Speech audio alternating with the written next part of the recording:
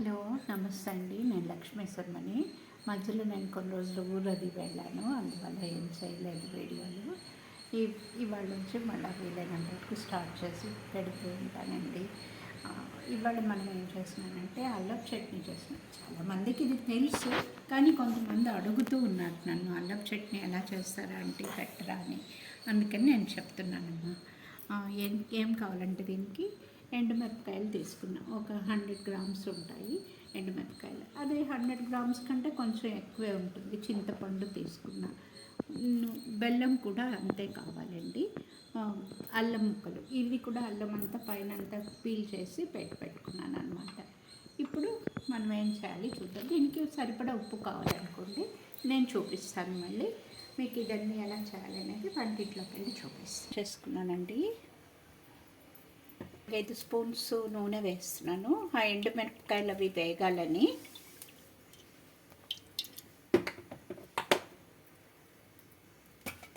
మినపప్పు వేస్తున్నాను.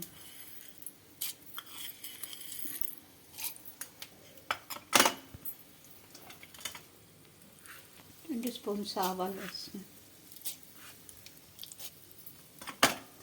మెంతులు కొంచెం వేస్తున్నాను. వేస్తున్నానండి కొంచెం.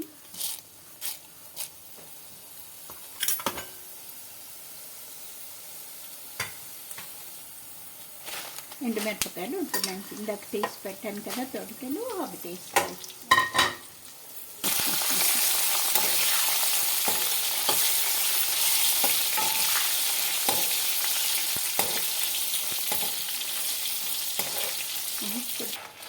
మీకు వేగాయండి ఇవన్నీ వేగిపోయాయండి. ఇది చల్లారాక మిక్సీలో వేస్తానండి. ఇగో ఈ శొంఠిని కూడా కొంచెం పీల్ చేసి ముక్కలు చేస్తాను కదా, దీన్ని కూడా కొంచెం అలా వేడి చేసి కొంచెం పచ్చి వాసన పోయి బాగుంటుంది. కొంచెం నిలవ కూడా ఉంటుంది.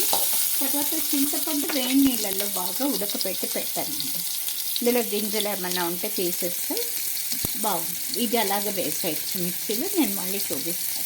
బాగా వేడి నీళ్ళల్లో, నేను చూపించేది ఇందాక చింతపండు 100 గ్రామ్స్ బాగా వేడి నీళ్ళల్లో ఉడకపెట్టి పెట్టాను అన్నమాట. టేబుల్ సాల్ట్, రాళ్ళుప్పు అయినా వేయచ్చు, నేను టేబుల్ సాల్ట్ వేస్తున్నాను. 1 స్పూను కొంచెం తక్కువగా ఎలా వేస్తాను.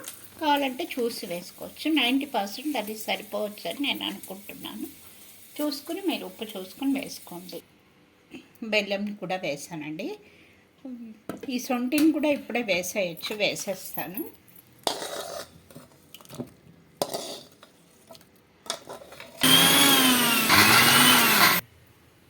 ఇగో శొంఠి చట్నీ, అల్లం చట్నీ అయిపోయిందమ్మా. ఇది ఇప్పుడు నేనేం చేస్తున్నానంటే దీన్ని కొంచెం 1/2 స్పూన్ ఇంగు వేసాను.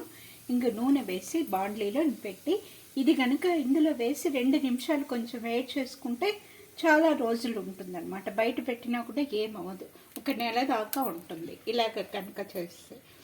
బయట ఇది లేకపోతే కొంచెం ఒకలాగా బూజు పట్టేస్తుంది. నేను ఇలా చేస్తాను అనమాట. ఇలా చేస్తే 1 నెల కాదు, 4-5 నెలలు కూడా ఇలాగే ఉంటుంది బయట పెట్టుకుంటే. కొంచెం సిమ్లో పెట్టుకొని కొంచెం 2-3 సార్లు వేయించేస్తే బాగా వస్తుంది అన్నమాట, బాగుంటుంది.